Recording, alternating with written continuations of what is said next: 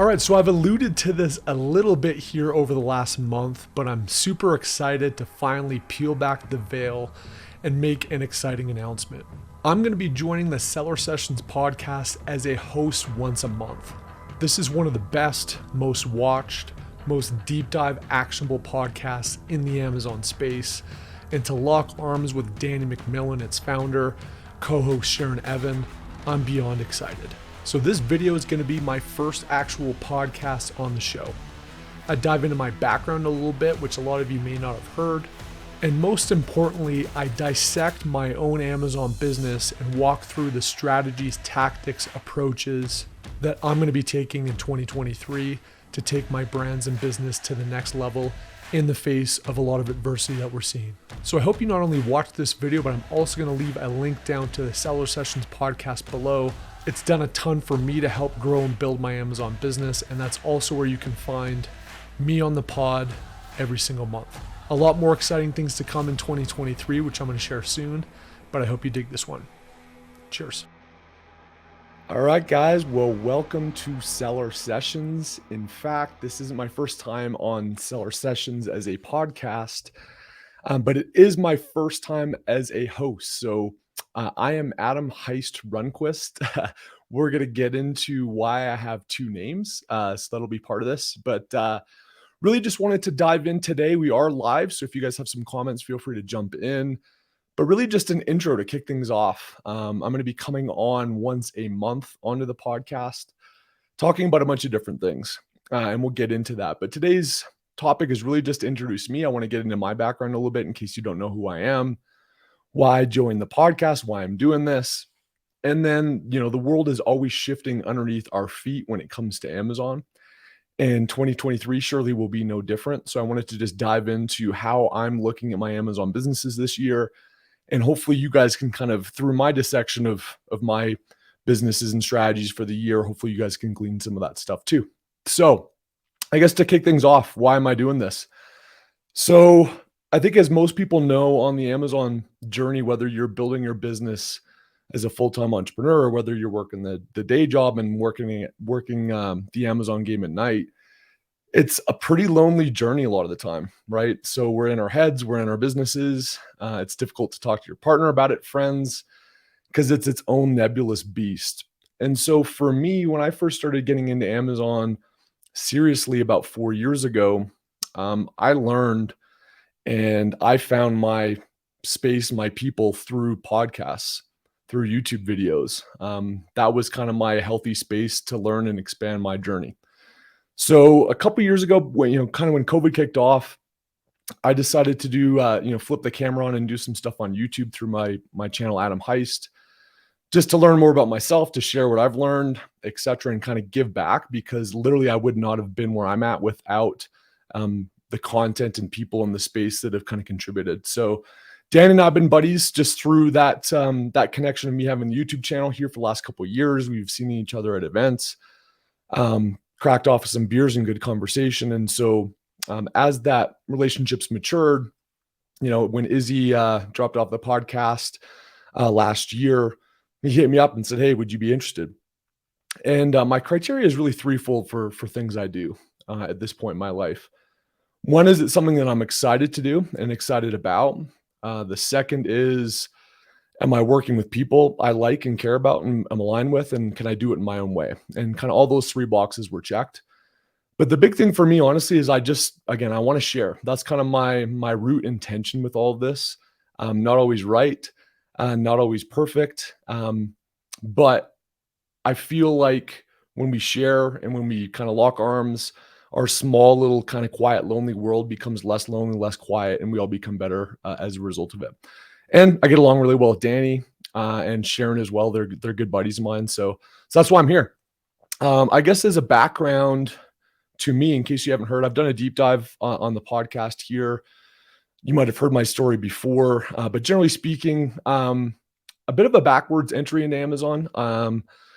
Spent about over a decade in the energy space. We ended up through that path buying a company in the physical products game called Goal Zero, based out of Utah. I've been out here in Utah now for 5 years.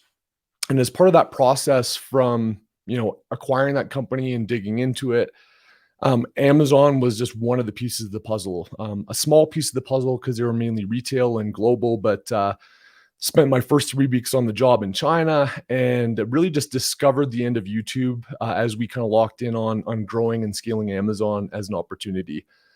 And I would say about 6 months into that, I think like most of us, no one envisions themselves being an Amazon seller in life. I don't think we grow up saying, "Hey, that's our thing." But I think what a lot of people arrive at Amazon at is they want to live their life in a different way. They feel like the structure of a normal job and career, waking up to an alarm clock, driving into work for an hour, being in meetings all day, driving back, turning on Netflix for a couple hours, going to sleep, rinse and repeat. I lived that life for a very long time. And so for me, Amazon was an outlet out of that. And so during that process, I started my first brand. About a year later, I started my second brand. And I sold that first one in June of 2019. So I've been at this solo full-time entrepreneur for about a year and a half. And the bottom line is that Amazon's a fickle beast. It can be challenging, frustrating, all of it, but it has unlocked that freedom for me. And it has been incredibly rewarding. I'm kind of obsessed with it, even though it's sometimes an abusive partner in some respects, but it really has been fun building brands and sharing how I do it. And so that's my story. That's why I'm on the podcast.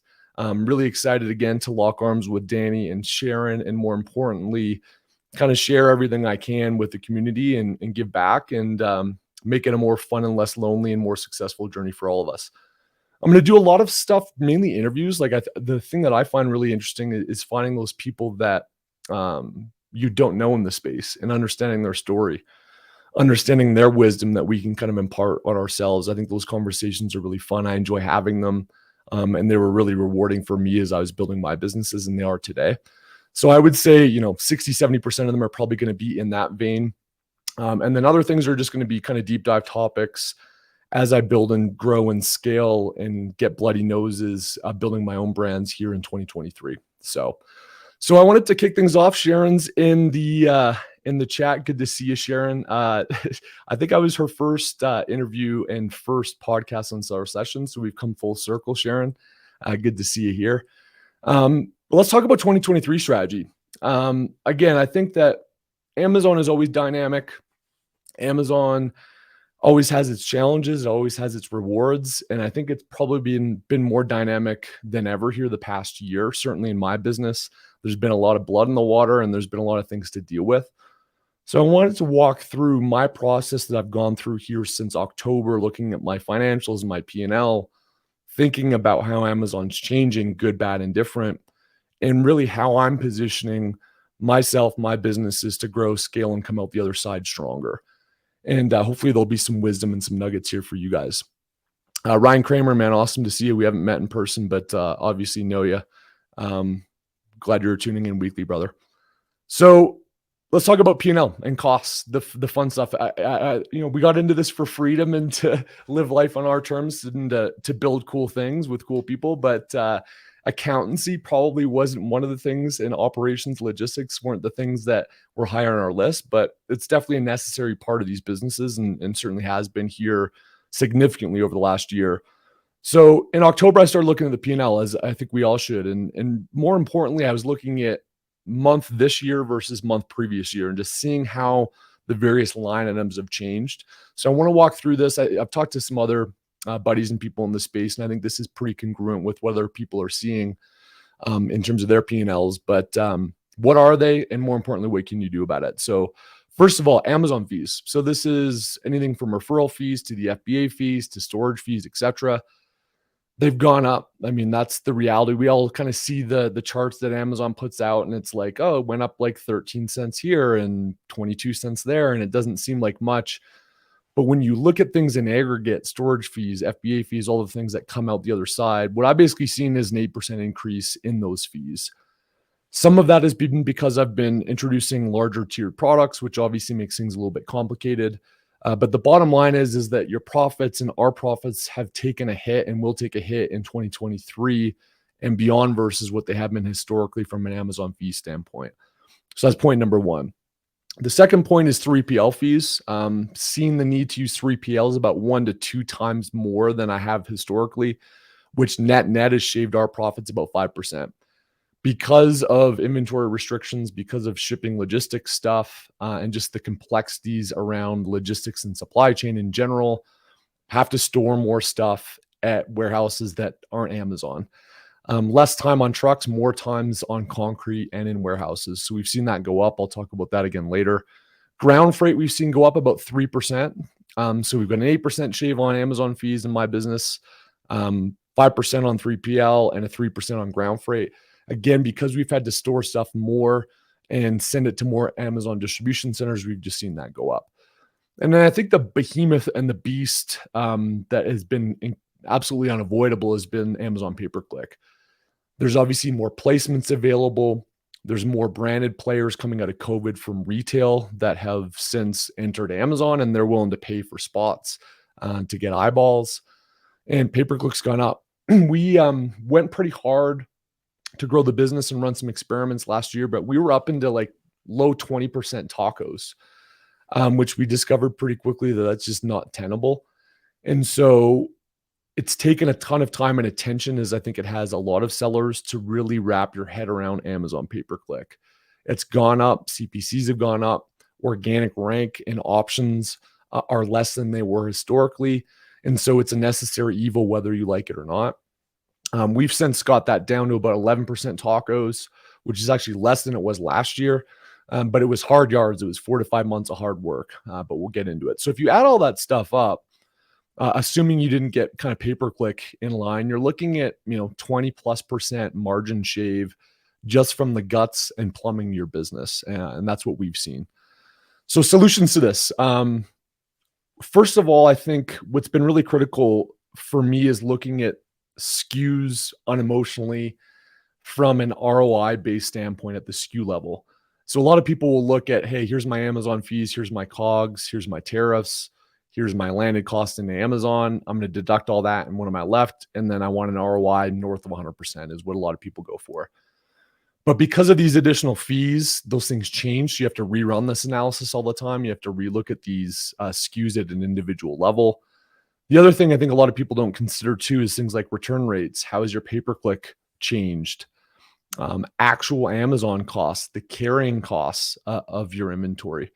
So one of the things to overcome that 20+% margin shave is to really look at your winners and your losers objectively. And that's one thing that we've done really ruthlessly here over the last little bit to get things in line. The second thing kind of in line with that a little bit is inventory turns and demand planning.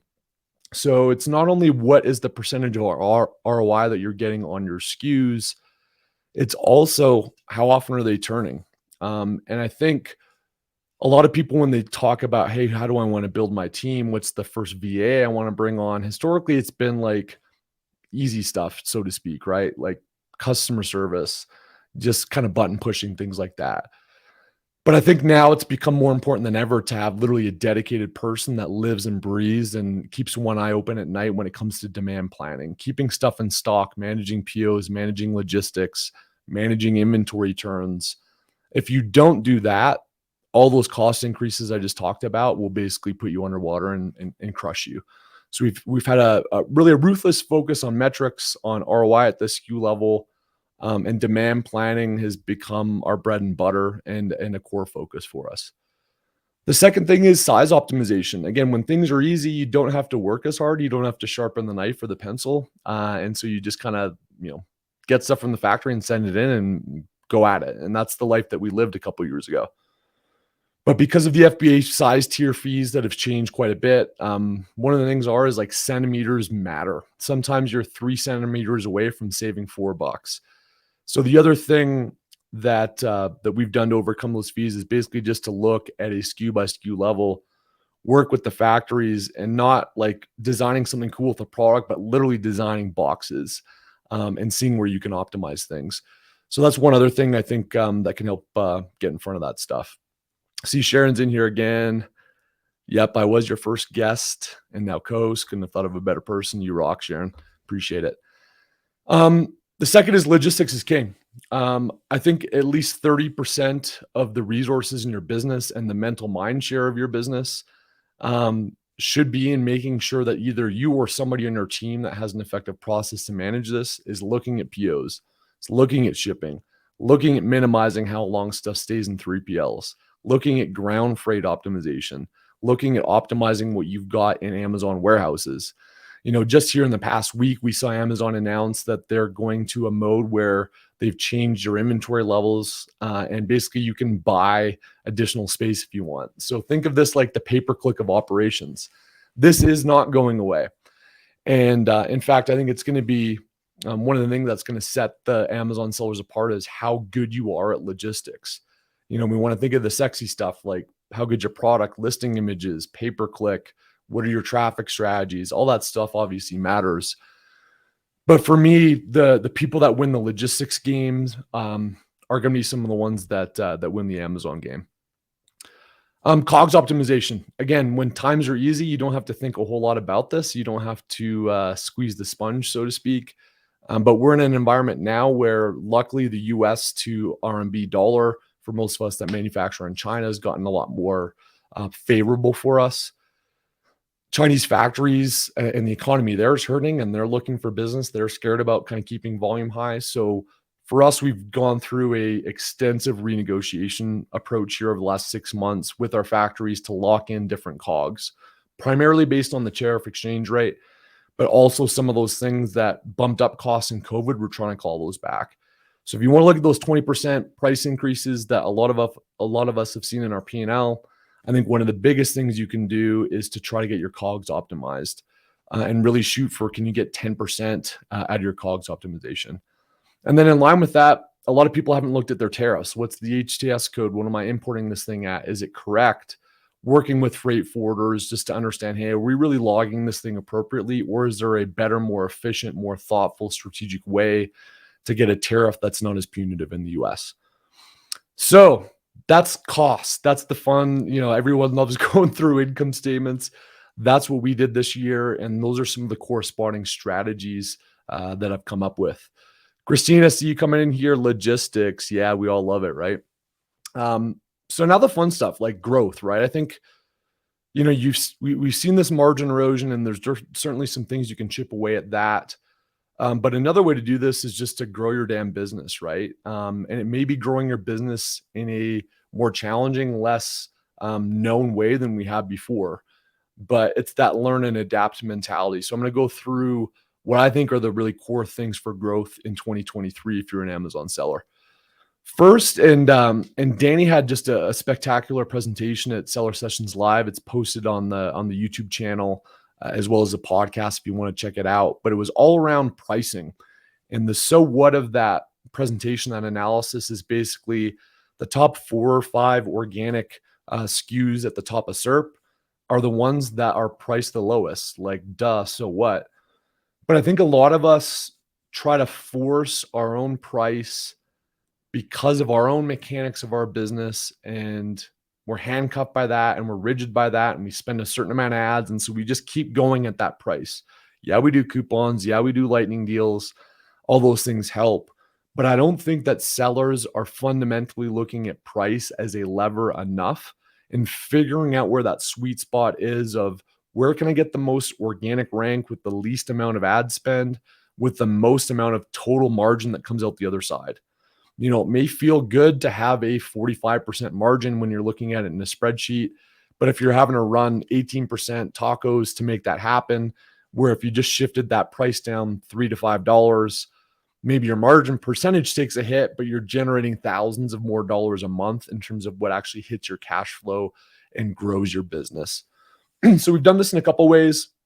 And I think a lot of people will probably start here. One is basically just to do some concentrated pricing tests. Taking a 4 to 6 week period, say, hey, I'm going to go from $24.99 to $19.99. I'm going to do this for 6 weeks. We're going to monitor our CPCs. We're going to monitor daily sessions, conversion rates, add to carts, percentage of sales from organic, percentage of sales from pay-per-click, and just see if it's different. And what I think a lot of you might find is that the lower price lever in concert with improving all those other variables actually makes you more money. Sometimes it does, sometimes it doesn't. But now is absolutely the time to experiment with price. We also literally just this week kicked off a project with an AI-based pricing software. I want to kind of run a case study here over the next couple months at least, just to kind of put it through the paces and see. But they're using dynamic pricing and taking data sets that literally a spreadsheet and you or I couldn't do, and using AI to kind of find that holy grail sweet spot price. So whether you're using manual methods, whether you're using software stuff, I just think that if you're not messing with price and testing price and finding out what your sweet spot is for the most margin, it's going to be incredibly difficult to grow. And this is something that doesn't require new launches, anything else. It's relatively simple with the same catalog to institute this. So that's growth area number one. Growth area number two, which has been an absolute gem in my experience, which is international expansion. Again, what's cool about international expansion is it's the exact same catalog, it's the exact same factories. You've got consolidated reviews that come over. You don't really have the same risk as a new product launch. Is this thing going to be successful or is it going to fail? Most of the markets you enter on Amazon, especially bringing those reviews over, tend to cross over into other geographies. So the paperwork's annoying when you do international expansion. You've got VAT and taxes and business numbers and all that bullshit that you don't really want to think about or worry about. But it's more predictable. It's got economies of scale. You're using the same factories. The logistics are pretty similar. And it's just, I think, one of the lowest hanging fruit ways to grow a business. So we have seen Canada add about 20% to our business. Europe's added about 10%. I'm going to likely roll out to Japan and Australia this year, again, all in Amazon marketplaces, and see how this goes. But this is one of those things, again, if you've seen your margins hit, 10 to 20% and you haven't quite gotten there with optimizing pay-per-click or COGS or logistics, you can add 10 to 30 points on your business this year if you expand internationally. So it's worth the headache. It's worth going through all the paperwork. I think that that's something that every seller needs to do in 2023 if you haven't. And if you have, it's time to look at other marketplaces and giving them a crack. The next one, which is a little bit more nebulous, and I think something that we're all going to have to get better at. We've relied on the Amazon traffic engine for a long time. I think the sweet part about Amazon is they've got all of the embedded Prime users. They've got the traffic. You just have to build a compelling product and offer and brand to capture and convert that traffic. Well, because that traffic's gotten more expensive and because organic positions have gotten more fleeting, you got to drive traffic off of Amazon. So getting branded search, having people seeking your product out, finding channels and paid media that has lower cost per clicks than Amazon and using Amazon attribution to tie the two in together, both bringing in profitable traffic and driving organic rank. And then using PR strategies, SEO strategies on Google, TikTok stuff, influencer stuff. I think it's a time to experiment. If you're not experimenting, if you're not testing new things and you're not turning over rocks and you're just sitting there, Amazon's going to control your destiny. And this is one of those ways that we're putting a lot of time and attention into this year to avoid that. The next thing is launches. I think kind of similar to international, there's some easy, clean ways to do this. And then there's, I would say, some riskier ways to do this. But one of the things for sure is variations.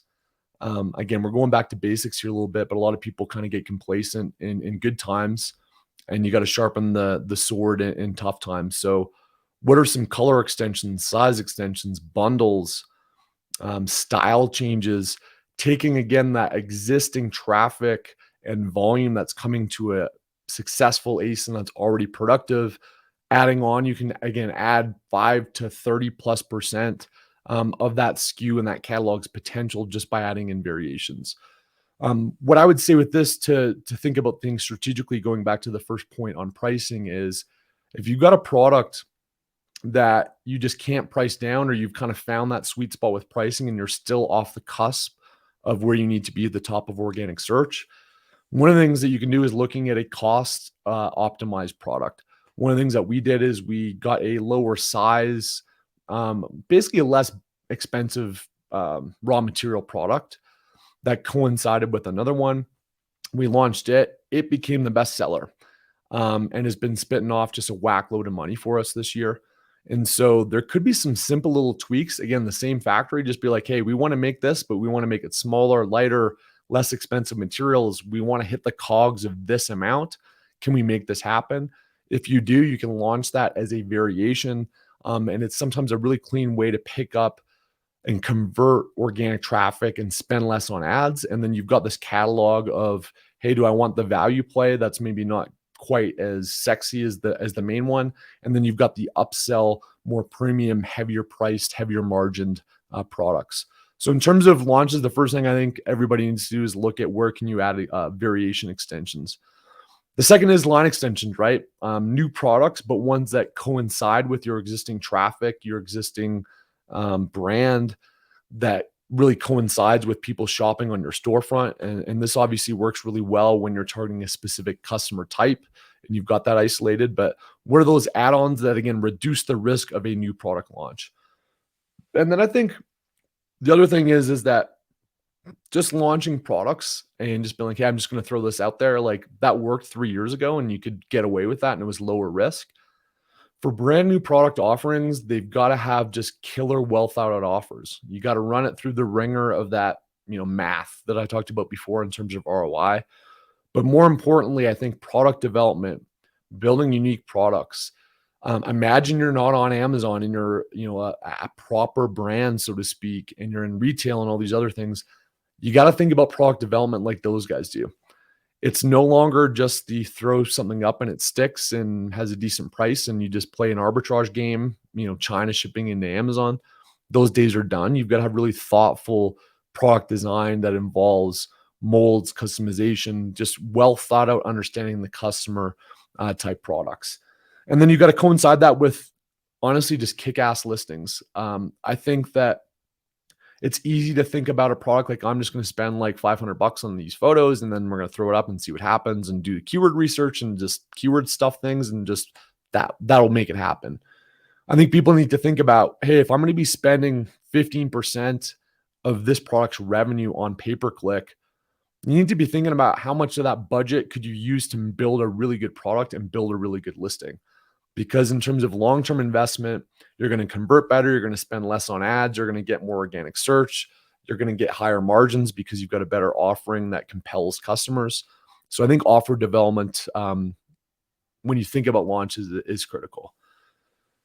So I would say the final thing, and this is something that I'm hoping to do a series on. So we've got some interviews that I definitely have planned here for the pod this year, which is super fun. But part of selling on Amazon is honestly getting vulnerable, and we avoid the things that we don't know. We avoid the things where we don't have a lot of skills yet. It's scary, right? It's you don't know if your skills transition. But again, going back to the concept of experimentation, testing, trying new things. One of the things I'm doing this year is launching a brand off Amazon. Again, this has been a totally different approach than I've done before. It's required a significant amount of thought and development on the product side.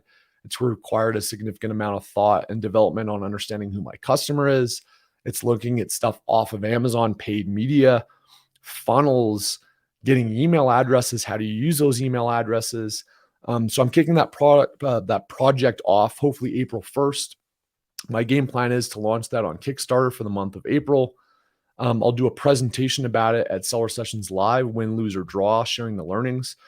But the thought here is that building a brand and an audience and skills as an e-commerce seller in a more holistic way, and then using that asset to then parlay that into Amazon. And I think that getting branded traffic, getting off Amazon traffic, having an omni-channel presence where you've got skills that require not only on Amazon, but also building a proper business and brand. I think that's the next game. We talked about all the quick wins that everybody can implement here, both from a cost standpoint, as well as from a growth on your existing Amazon business. But I think the next game is adding this new skill set to the table. So I think you're certainly going to hear me talk a lot more about it here this year in terms of what those strategies look like. And I think that the brands of the future, if we look forward to 2025 and we're doing this podcast, I think that's going to be a consistent element and consistent skill set that people are going to have. So Nerve, good to see you, man. I don't think I've ever met you in person, but I always see it in comments and stuff. Congrats. I know that you'll be amazing. Just small request. Please keep the Friday guitar sessions nice. Yeah. So I played guitar for, I was like obsessed with guitar from the age of 10 to like 18. I put it down for almost 20 years and just started picking it up again and been posting stuff. So appreciate that, man. So that's it, guys. I'm really, really, really excited to share. I just feel totally aligned with the beautiful thing and the beautiful audience that Danny's built here. These kind of conversations, this kind of content is what helped me and continues to help me propel my business to the next level. So I want to contribute to that and kind of join a community of people to make this journey more fun, less lonely, more exciting. You hopefully heard my story a little bit if you haven't seen me on YouTube before, but that's my story.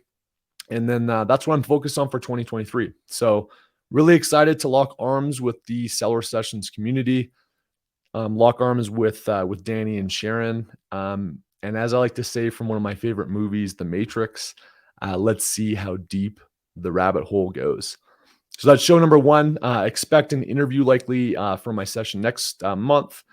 But until then, guys, appreciate you welcoming me with open arms into the community.